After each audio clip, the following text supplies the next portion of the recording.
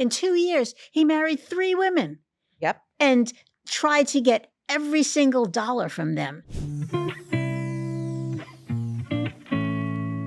Welcome back to Love, Exes, and O's. Today's episode is all about the wild stuff. We're talking green card marriages, dead bedrooms, secret second families, and whether or not it's possible to prenup out of all of these problems. First, let's talk about secret families. Did you read about the guy that in 2 years in Florida, in 2 years, he married 3 women? He married the first woman, the second woman, and the third? Yes. And I've had clients who've had multiple marriages at the same time. And when I was a prosecutor, I also prosecuted people for polygamy in Florida. I mean, marrying in 2 years, he married 3 women. Yep. And tried to get every single dollar from them. It's so disgusting. Florida man who had 3 wives in 3 counties pleads guilty to bigamy. And bigamy, for those in the audience, is when you marry more than one person at the same time and you don't get divorced. Henry Betsy Jr. could face jail time at sentencing after entering an open plea in court on Friday, actually very recently, admitting to being married to 3 women at the exact same time. Bigamy in Florida is a 3rd-degree felony. You're facing 5 years in prison and a $5,000 fine. Oh, God, it's not enough. Not enough. And that first wife may have fallen for whatever he said, but then she smartened up. He was smart enough to go to 3 different counties so that they wouldn't find his name. Because the problem in Florida, which needs to be corrected, is that each county has its own marriage registry, but we don't have a Florida registry because then they can go online and just find out that they were married to somebody else. That's what needs to be changed in Florida law. Also, some counties you can go online and find in the public records the marriage records. And some counties, they're not online. You actually have to write into the clerk and do an individual search or do a public records request. And it's a cumbersome process. And there are 67 counties in Florida. Can you imagine the work? One computer genius can do it probably in 2 hours. Yeah, they just need to stick ChatGPT on it, and I'm sure they could solve it. They might have some hallucinations, but overall, it would probably work. We're answering your messiest relationship questions today and spilling the legal truth behind the drama. First question that was written in to us today is, my ex married me for a green card. I found out a year later. Can I get the marriage erased like it never happened or just write it off as tuition? Oh, my God. Well, I can tell you, I've handled a number of clients who've every year, who've had this issue, and a number of people who've also wanted to go ahead and get their marriage annulled. And the problem is in Florida, even if you meet the legal criteria for annulment, which is very difficult, none of the judges want to grant it. All of them want to grant divorce. Right. So in every one of those cases, even though I've pled both annulment and divorce, the judges will only grant the divorce. I even had a case where my client, not only did she have this immigration fraud on behalf of her spouse, but he admitted that everything in their relationship, including his ability to have sex, was a fraud. He apparently was impotent. And he had told her during their courting process, he was from overseas, that he was going to do all these exciting things to her. So she thought in bed. And after they got married. And he couldn't even consummate their relationship. And she didn't get an annulment? And the judge in Miami refused to grant an annulment. I even had him under oath swearing and admitting that he committed marriage fraud, which was a hard thing to get. He admitted to the immigration fraud, he admitted to financial fraud, and he admitted to the fraud regarding his prowess in the bedroom. And the judge in Miami still refused to grant it. You know, crazy. It's a crazy scenario. My client was just happy to be done with him and get divorced and move on. So in this particular scenario, move on and just write it off. Immigration marriages fall into 2 categories. One where they didn't know, like yours, and the other one is where they agreed. They knew it. They were just accommodating the person, and they helped them until they discovered that one, they weren't working and they would have to support them, or that they had a marriage and they were thinking about getting alimony from someone who you did a favor for. Stupid. Okay. The advice is make sure you never, ever agree to sponsor someone for immigration or get married to them for immigration purposes unless it's a true marriage. There are other consequences too. I dealt with the kids of someone who died.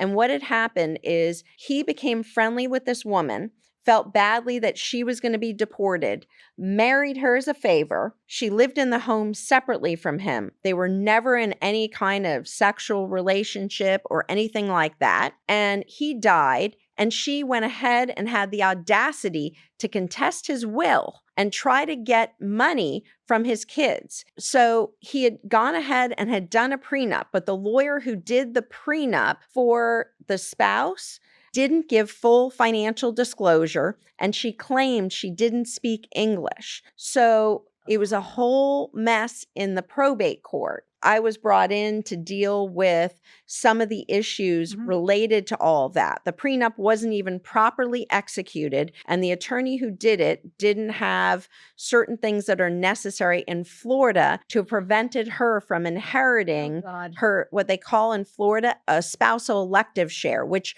in layman's terms is if you're married to someone, they have to sign something special if they're giving up their rights to property on inheritance. Right, if so someone that they dies. can't inherit.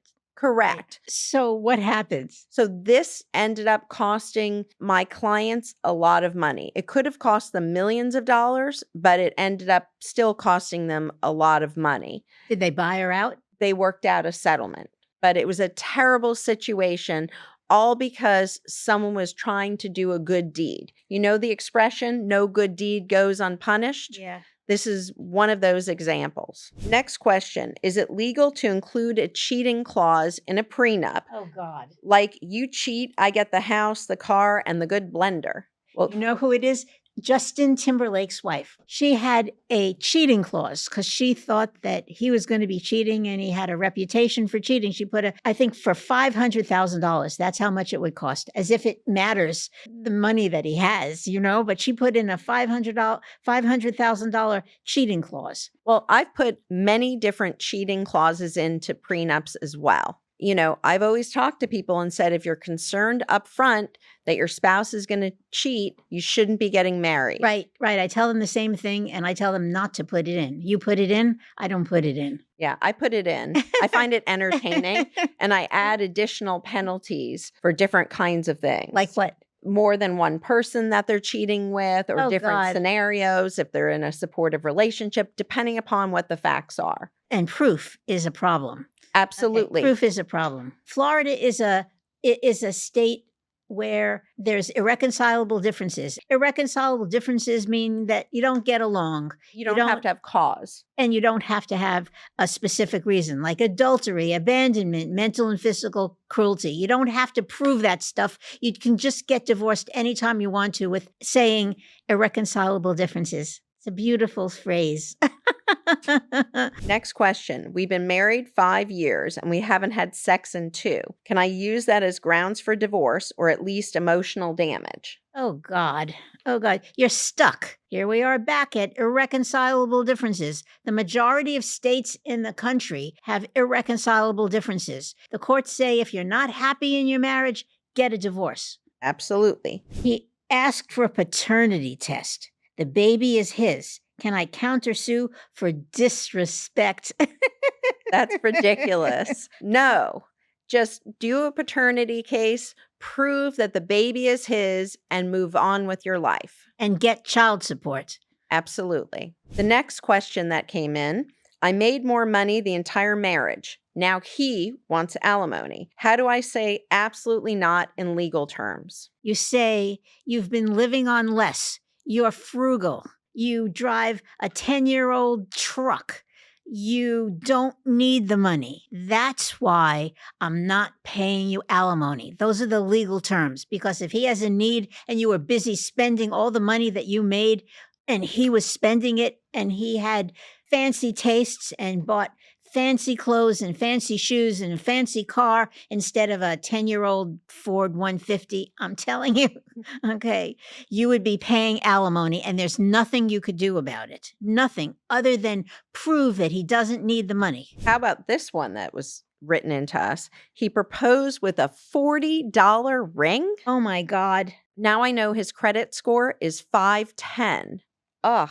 Should I be worried legally or just spiritually? That's insane. This person is going to get the dumbest question of the year. He proposed with a $40 ring and you want to know if you should be worried? Oh my God. Yes. It's not that it's a $40 ring. It's what it shows. It shows one, total disrespect, and it shows that the guy's got no money. And this is what you want to get married to? Somebody who is going to be taking all your money and you're going to be supporting for the rest of your life? She should run. Absolutely. How about this one? We get this one a lot in divorce cases. I found out that he had a whole second apartment and another girlfriend. Can I sue him for double life emotional distress? No, you can't sue him for anything. No, what you do is you pack up your stuff, you move out, and you try to stick him with whatever you can. Everybody wants to sue. You have to have a specific damages to sue. Exactly. But Florida law does allow for you to go ahead and recoup half of all the money he spent on another individual. Only Now, if you're married. If you're married, exactly. Yeah. So I do see this a lot in divorce cases. In most cases, it's not worth the additional legal expenses and investigative expenses. I do have a case now where the husband had an entire side piece, was paying for apartments, gym memberships, everything under the sun for his side piece. And in this particular case, it's definitely going to be worth it.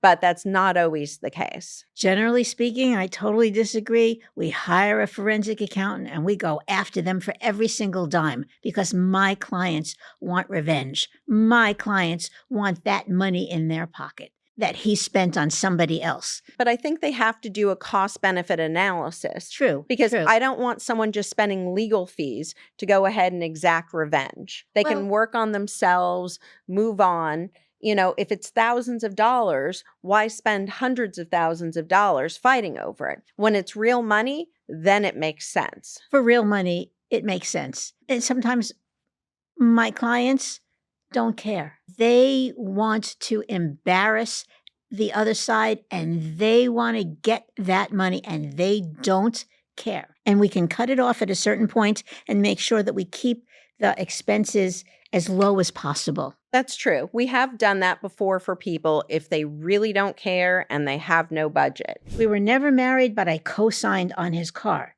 Now he's ghosting me. Can I repossess the car? Well, that's an interesting question. The question is, whose name is the title in? Right.